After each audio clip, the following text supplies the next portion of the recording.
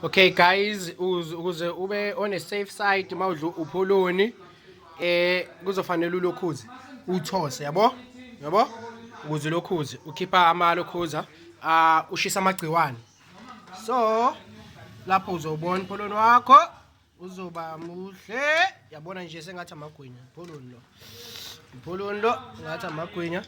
So ukuze izinto zakho zibe right nje, ukuze ungabulawa lo pholoni lo namagciwane, kumele ushise ubulala amagciwane kapholoni.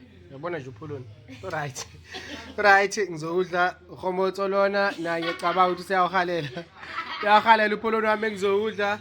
So yiyo indlela yokuphepha lo, bulala amagciwane ngopholoni.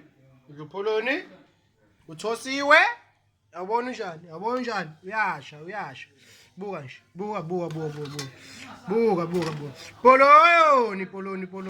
poloni yibona. Okay guys, alright.